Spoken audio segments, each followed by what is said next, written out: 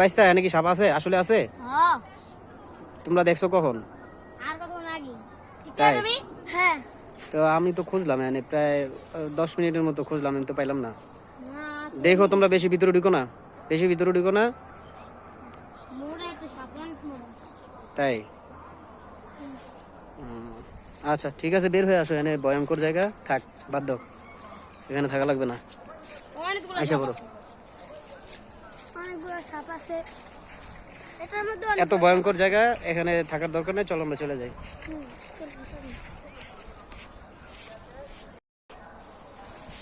এ হচ্ছে জঙ্গল, এই দেখুন, আমি আমি এখানে ঢুকে গেলাম, জঙ্গলের পরিবেশটা দেখুন। তোমরা ওখানেই থাকো, এখানে আইসো না, এটা খুব ভয়ানক একটা জায়গা। ওইখানে থাকো, ওইখানে থাকো, বাইরে থাকো। দেখুন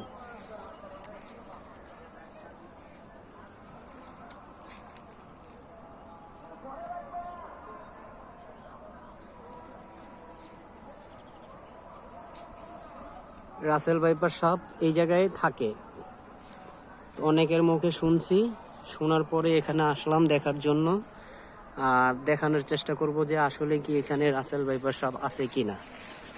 প্রিয় বন্ধুরা, আমরা সকলেই ভালো থাকতে চাই, আসলে কি ভালো থাকা যায়? প্রতিনিয়ত আমরা সমস্যার ভিতরে পড়তেছি, একটার পর একটা সমস্যা আমাদের আছেই। 2020 সালে আসলো করোনা মহামারী, এখন আবার রাসেল ভাইপার সাপ, এটা এত মাত্রায় বেড়ে গেছে যেটা কল্পনার বাইরে। তো দেখার চেষ্টা করব যে এখানে কি হয়েছে। অনেকগুলো গাছ কাটা আছে, একটা ল্যাপটপ মনিটর ফালানো আছে, কে ফালায় রাখছে একটু দেখি, পাশটা দিয়ে। বিশাল বড় জঙ্গল, এটা অনেক বড় জঙ্গল। এখানে মানুষজন থাকে, হয়তো একটু দূরে দূরে থাকে। তো এ হচ্ছে কি ফালায় রাখছে, ল্যাপটপ, কম্পিউটারের পিসি। আচ্ছা যাই হোক, এটা দিয়ে আমার কাজ নেই। এখানে কই, আমি তো এখানে কিছুই দেখলাম না বন্ধুরা, তো এখানে কিছুই পাইলাম না আমরা। এখন আমরা সামনের দিকে চলে যাব, এখানে হয়তোবা নাই।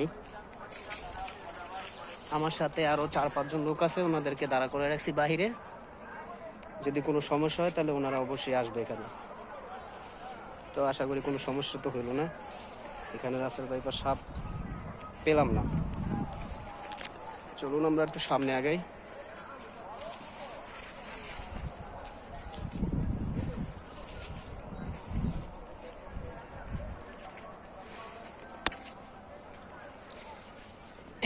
এই যে জায়গাটা, তো প্রিয় বন্ধুরা, আমরা অনেক খোঁজাখুঁজি করার পরে এখানে কোনো সাপ পাইলাম না।